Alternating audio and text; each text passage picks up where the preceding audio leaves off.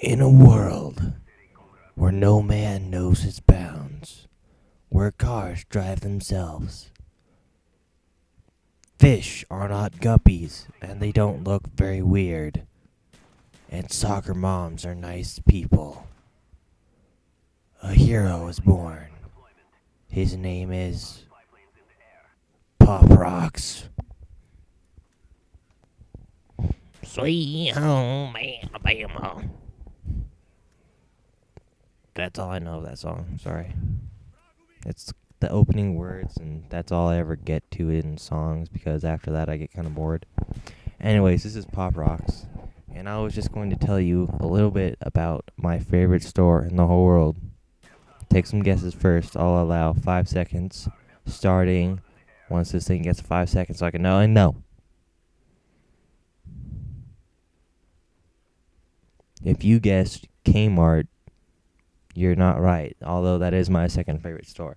My first, number one, most favorite store ever in the entire universe ever that we know at least, because I haven't been to very many other planets except for Mars, Saturn, Venus, and maybe Pluto. I don't remember. I was a little kid, okay? Anyways, my favorite store ever is Home Depot. I don't know how many of you other people feel about the smell inside Home Depot, but honestly, if Jesus smelled like something, that's what he would have smelled like. Like, you could just, not take showers, never, get clean and just, do whatever, and he would still smell as heavenly as Home Depot. I just love it so much. You can't see it right now, but my eyes are starting to tear up right now because of how much I love that place. One of the things I really like about Home Depot is their giant selection of lamps, where it's just rows upon rows upon rows, and then a couple more rows of just a ton of lamps that are always on 24/7 until they burn out, because the employees there are usually pretty lazy and never really seem to put the light bulbs back in, which kind of bugs me because I have OCD.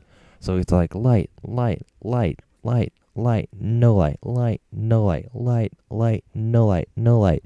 And my brain just picks up on that, and it drives me up the wall, and then it glues me to the wall and beats me with a hockey stick in the face till I pray to something somewhere that I'll be saved.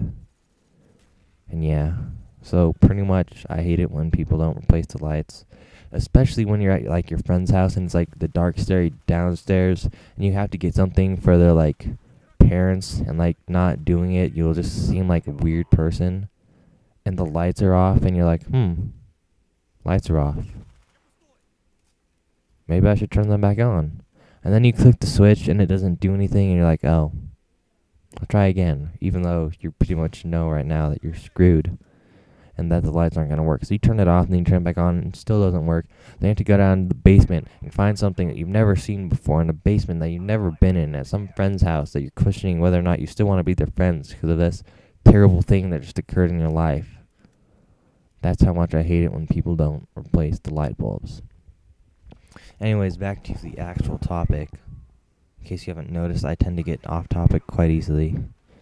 I had to be taken off my medication because it gave me paranoid anxiety, and pretty much it's the most terrifying thing ever.